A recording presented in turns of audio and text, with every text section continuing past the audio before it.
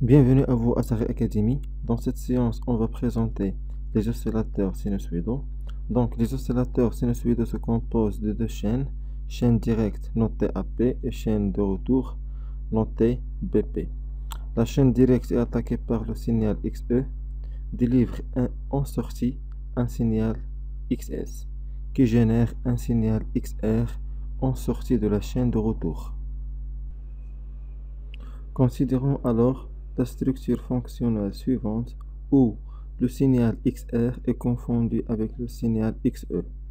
Donc, on a les équations suivantes. XS, le signal de sortie, est égal à AP fois XE. Donc, est égal à AP fois XE. Et XE, le signal d'entrée, est égal à BP fois XS.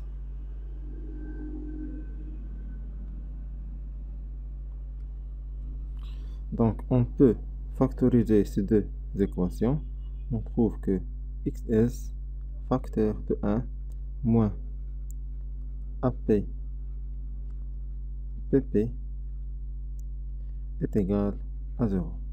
Donc, on a un produit qui est égal à 0. Donc, soit XS, le signal de sortie, est nul. Donc, dans ce cas, on n'a pas d'oscillation.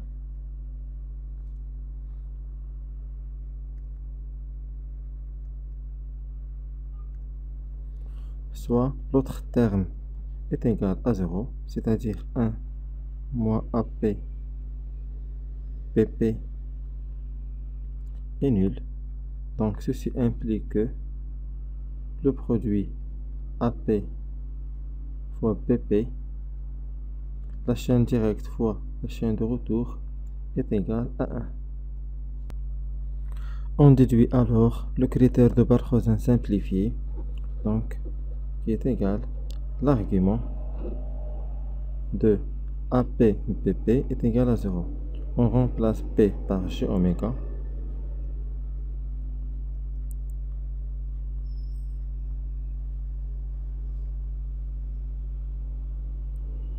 Et pour le module,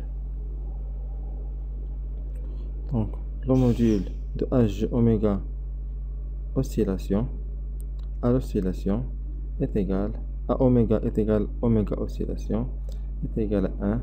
On divise par P le module chez oméga oscillation.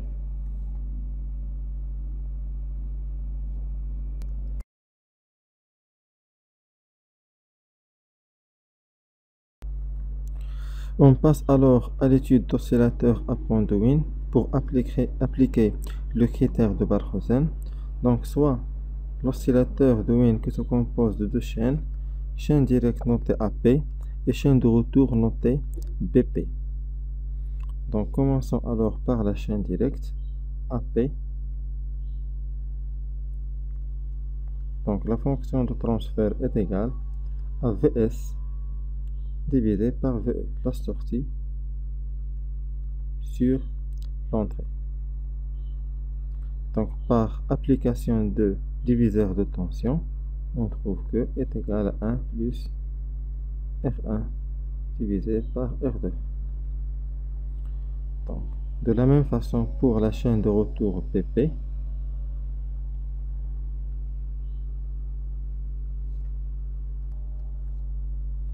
donc est égal à VR de P divisé par VS de P, c'est-à-dire la chaîne de retour divisée par la sortie.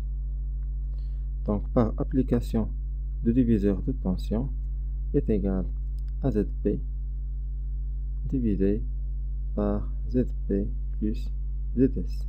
ZP, c'est-à-dire la résistance en parallèle avec la capacité. Et ZS, Z série, la résistance en série avec la capacité. Donc, ZP, Z parallèle, la résistance en parallèle avec la capacité, donc est égal à le produit sur la somme. Donc est égal à R multiplié par 1G oméga C, donc divisé par R plus 1 G oméga C. Donc est égal à R divisé par 1 plus G R C oméga. De la même façon pour Z série, la résistance qui est en série avec la capacité, donc est égal à R plus 1 divisé par GC oméga. On simplifie, donc est égal à G RC oméga plus 1 divisé par G C oméga. Donc on remplace Z série et Z parallèle dans la fonction de transfert PP. On trouve PP, la chaîne de retour, est égale à G oméga RC divisé par 1 plus 3 G oméga RC plus G oméga RC, le tout au carré. Donc c'est clair. On applique alors le critère de Barkhausen simplifié, donc qui est égal à G oméga multiplié par PG oméga est égal à 1. Donc on remplace A par son expression, donc est égal 1 plus R1 divisé par R2, donc multiplié par J RC oméga divisé par 1 plus 3 J oméga RC plus J oméga RC, le tout au carré, donc est égal à 1.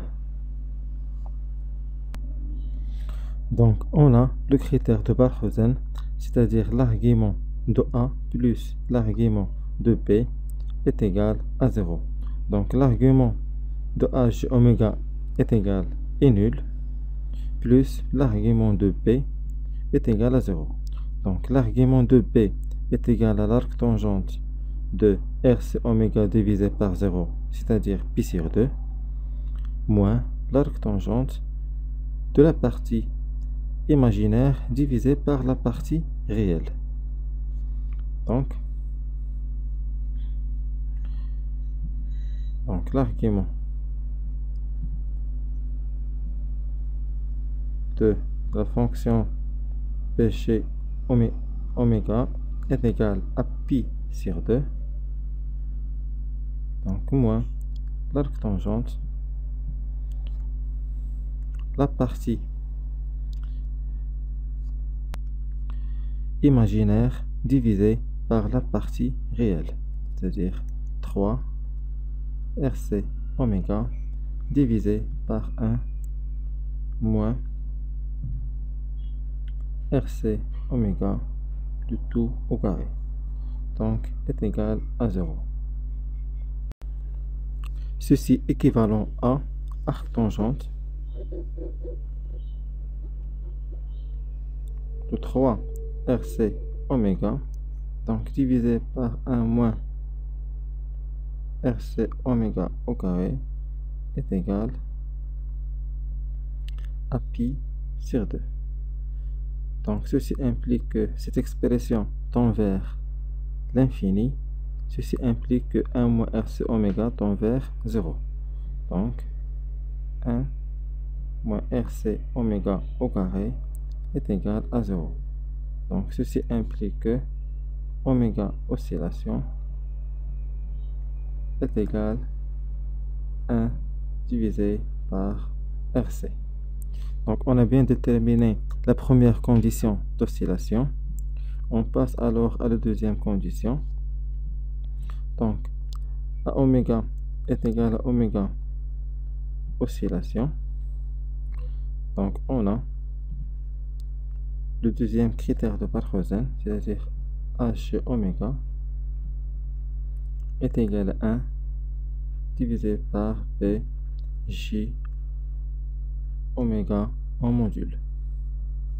Donc, or, le module de P J oméga à oméga est égal à oméga oscillation est égal à 1 divisé par 3. Si on remplace dans oméga par 1 divisé par RC au module, on trouve que le module de PP est égal à 1 sur 3.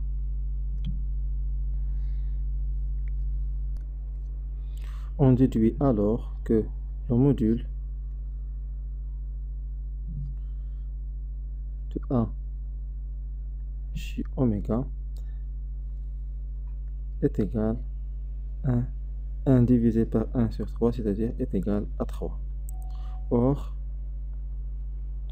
le module de A J oméga est égal à 1 plus R1 divisé par R2. On a déjà trouvé que, en appliquant le diviseur de tension, que AP est égal à 1 plus R1 plus R2. Donc le module de AP est le même, est égal à 1 plus R1 plus R2. Donc on déduit alors que 1 plus R1 divisé par R2 est égal à 3. Donc ceci implique que R2 est égal à 2 fois R1. Donc on a bien déterminé la deuxième condition d'oscillation. Une condition sur la fréquence, une condition sur les résistances. Donc j'espère que c'est clair pour vous. Notre séance touche à sa fin. Merci pour votre attention et à la séance prochaine.